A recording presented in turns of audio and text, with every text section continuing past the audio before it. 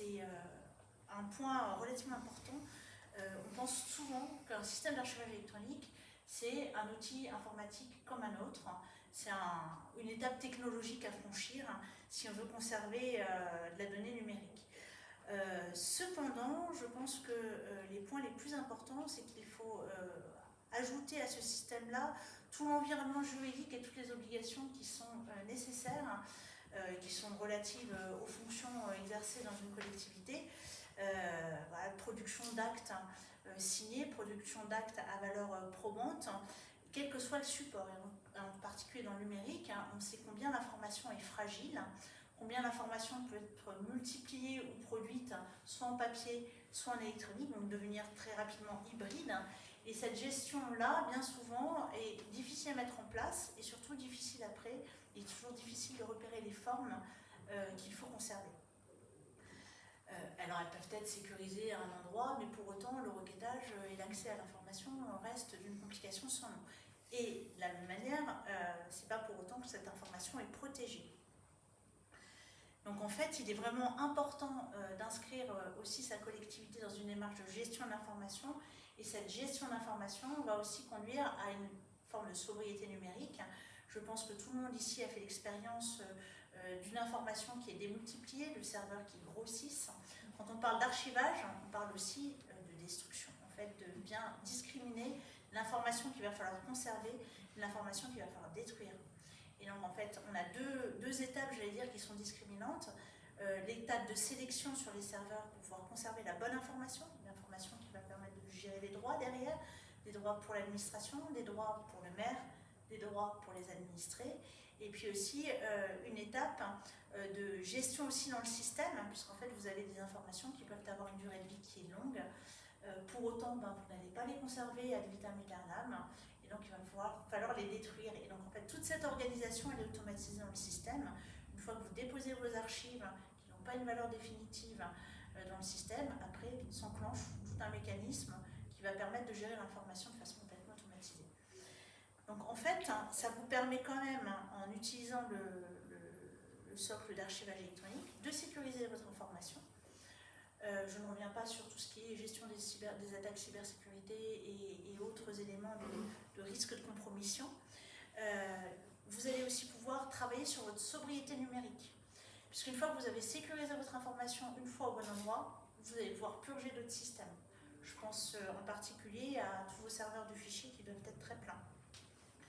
Et il faut effectivement bien prendre en compte aussi le contexte géopolitique du moment, qui fait que là, la France en particulier est particulièrement sensible et particulièrement touchée sur ces données de souveraineté. Donc en fait, en conservant l'information, vous conservez aussi des données de souveraineté. Voilà. Sur les populations, que vous ayez un CCAS ou que vous ayez votre police municipale, et bien la conservation des données qui touchent votre population ou votre police, et bien c'est des données de souveraineté et il vaut mieux les protéger le mieux possible. Pourquoi en fait un SAE dans une stratégie globale du numérique? Alors vous avez un petit schéma assez complexe, mais pour justement essayer de représenter la complexité à laquelle vous êtes confrontés actuellement, je me permets de me lever, puisqu'en fait vous avez de très très nombreux espaces qui permettent de produire de l'information, conserver de l'information, faire circuler de l'information. Et donc tous ces espaces-là, c'est des espaces où techniquement vous allez avoir des doublons, ou en tout cas des doublons ou des risques en fait dans votre production, dans votre gestion de l'information. Vous allez d'abord tout ce qui est serveur de fichiers. Vous ne devez absolument pas gérer votre valeur probante dans des serveurs de fichiers. Voilà, ça c'est absolument pas possible. Vous avez des fonctions de recherche qui sont limitées. Donc vous allez dire, c'est pas grave, on va utiliser l'espace collaboratif, tout le monde a du SharePoint, tout le monde a du Teams maintenant, c'est parfait, tout le monde peut travailler à distance, c'est facile d'utiliser du Teams et du SharePoint. Pour autant, retrouver son information si on ne fait pas partie des groupes de travail, si on veut penser au niveau de sa collectivité, un SharePoint ou un Teams, ça devient vite une jungle. De la même façon, on n'a toujours pas de valeur probante, et puis là, de la même façon que sur le serveur de fichiers, on n'a aucun contrôle des suppressions. Un groupe disparaît, les gens ont changé de poste, et bien l'accès à la donnée, elle devient extrêmement compliquée.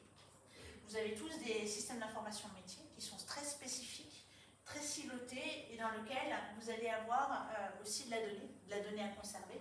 Je pense en particulier à l'heure actuelle sur tout ce qui est autorisation d'urbanisme, ou production des actes qui permettent de produire des actes d'urbanisme. Là où là, vraiment il y a une vraie valeur juridique et longue dans le temps.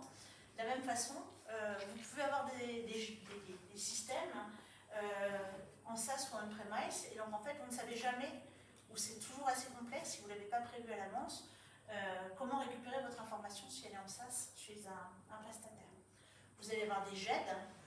Excusez-moi, un premise, qu'est-ce que ça veut dire? Ah pardon, c'est chez vous en fait. Vous hébergez en fait le système sur vos serveurs, voilà. Vous avez en propre l'hébergement, donc vous la donnez chez vous.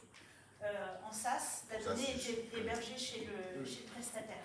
Donc après, tout l'enjeu c'est de savoir où se trouve ma donnée, comment je la récupère. Pareil sur les GED, on se dit, là au moins je peux contrôler mes purges, je sais qui a accès à mon système de GED. En revanche, je n'ai aucune forme de conservation de la donnée, donc pas de pérennisation. Et puis souvent, quand on veut faire des purges ou quand on veut exporter de la donnée, on va repasser par une prestation. Donc ça a un coût. Et puis après, vous avez un socle qui est encore pas très répandu, en tout cas pas totalement dans les usines, de système d'archivage électronique qui va vous permettre justement de gérer la valeur probante de votre information. Une fois que vous le conservez dans le système d'archivage électronique, vous avez des systèmes de sécurité qui sont très forts, vous avez des systèmes de journalisation qui sont permanents, des accès qui sont très contrôlés. Et donc on peut gérer vraiment la valeur probante et l'authenticité des documents qui sont dans un système d'archivage électronique. Et pareil, pas de modification sur les documents et des suppressions qui sont complètement contrôlées. Donc en fait, vous avez une brique de contrôle qui vous permet vraiment de conserver l'information.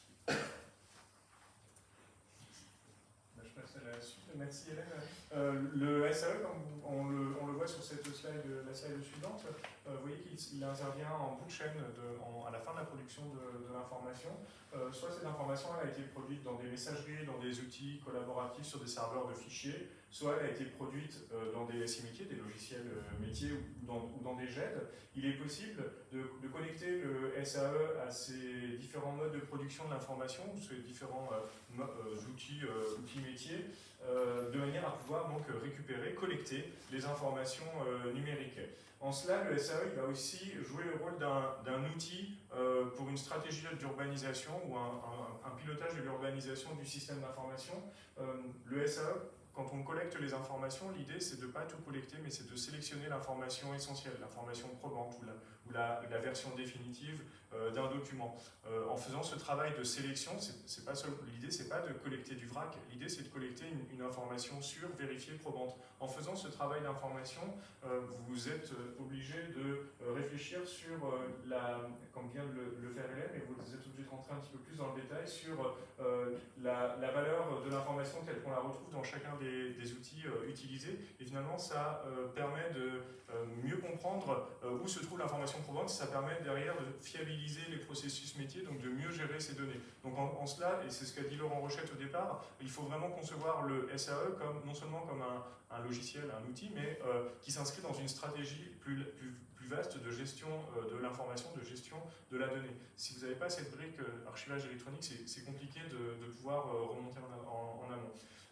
Le SAE, il a aussi des fonctionnalités propres qui sont, comme on vient de le dire, la conservation pérenne des documents. Ça permet d'assurer dans le temps de pérenniser l'information numérique. Il est doté d'outils de recherche pour pouvoir accéder à l'information. Ça permet de centraliser les requêtes. Donc un outil qui fiabilise l'information dans le temps et qui facilite les recherches de cette information, c'est un outil qui permet de rendre accessible l'information dans le temps, rendre accessible à la fois à l'administration, aux communes, mais aussi aux usagers quand ils ont besoin de retrouver des informations. Et puis le SAE, il permet aussi de cibler l'information à laquelle a accès les différentes parties. Il y a des dossiers confidentiels, des informations confidentielles sur la police municipale, sur les usagers, pour lesquels il n'est pas pertinent, et il serait même dangereux que n'importe qui ait accès à tout ça. Donc vous avez la possibilité aussi de cloisonner entre les utilisateurs l'utilisateur qui va avoir accès à quoi. Si vous faites le choix de dématérialiser les dossiers agents, les dossiers de carrière et de les conserver dans le SAE, c'est évident que uniquement la DRH peut avoir accès à ces dossiers et pas les autres services. Donc vous avez aussi la possibilité de sécuriser les différents accès en fonction des besoins, en fonction des acteurs et de réguler les accès en fonction du droit, en fonction du droit d'en connaître et en fonction de la communicabilité ou de la sensibilité, de la confidentialité des informations. Donc en cela, c'est aussi un outil qui vous permet de respecter vos contraintes légales en donnant accès à l'information, puisque toutes les collectivités ont l'obligation de donner accès à leurs archives, à leurs données, et en même temps de sécuriser l'information, de protéger ce qui doit être sécurisé. Ça vous permet d'être à l'équilibre entre les deux obligations. Patrick, je te laisse. Merci Pierre. Alors effectivement, si on descend un petit peu vers le haut,